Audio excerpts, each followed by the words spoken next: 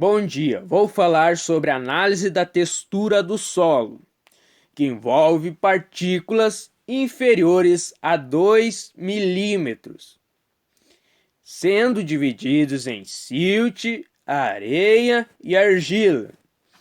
Para então essa análise granulométrica no laboratório, é necessário seguir 3 passos. Primeiro passo, pré-tratamento. Segundo passo, dispersão.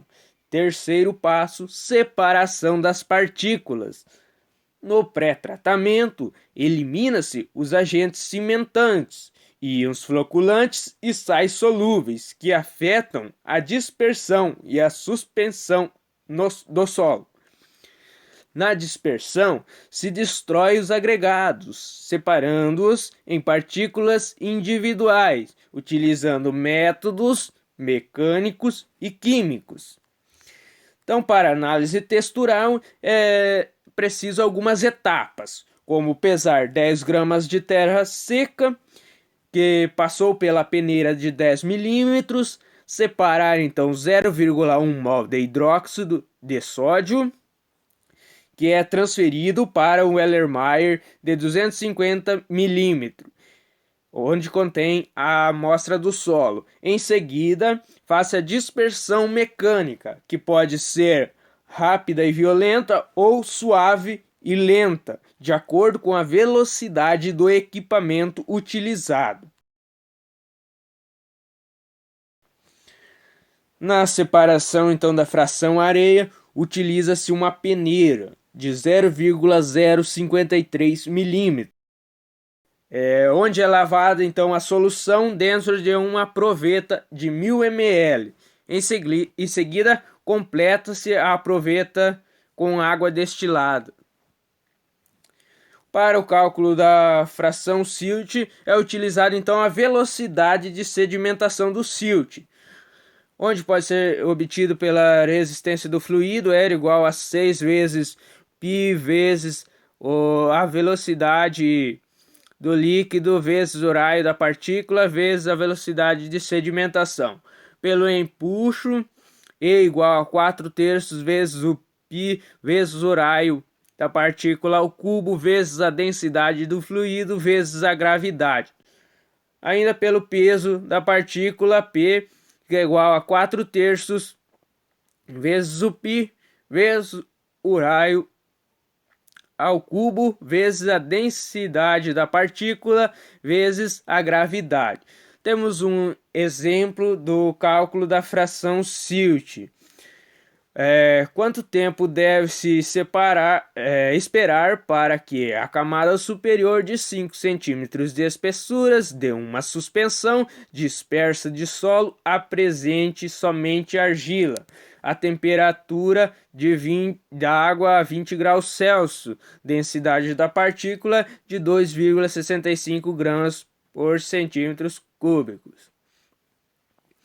Então, utiliza a fórmula, joga os valores e se tem o tempo em segundo estimado para essa sedimentação.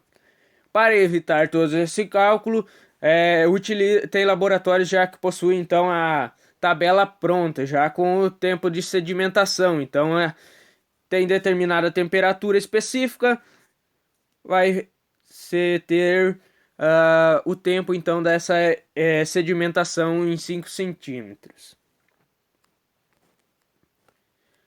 Para a fração argila, então, se utiliza o método da pipeta, onde é feita uma pipetagem de 5 centímetros da proveta. Utilizando então a pipeta, se coleta 5 centímetros da amostra de solo da proveta, que é depositada em um cadinho que vai para a estufa. Em seguida, então, feita a pesagem então da areia e da argila em uma balança analítica de 4 casas. Para o cálculo então da fração areia, o peso que possui na balança, desconta-se o Becker e se tem então o peso da areia. Para a aplicação da porcentagem, então, para saber quanto de areia tem naquele solo, se utiliza a porcentagem, uma regrinha de 3, onde o peso da argila está para 10 gramas, que era a amostra utilizada de solo, e X é para 100. Faz a regra de 3, temos a porcentagem. No cálculo da fração argila, o peso que possui na balança, então, argila mais o cadinho, desconta-se o cadinho, tem o peso da argila mais o hidróxido de sódio. Descontando o hidróxido de sódio, tem o peso da argila, mas o peso da argila é em 10 milímetros. Por isso é necessário, então, fazer uma regrinha de 3 novamente para se ter o total, então, de argila presente na amostra de 1000 ml, não apenas em 10 ml. Em seguida, faz novamente a regrinha de 3 para a porcentagem.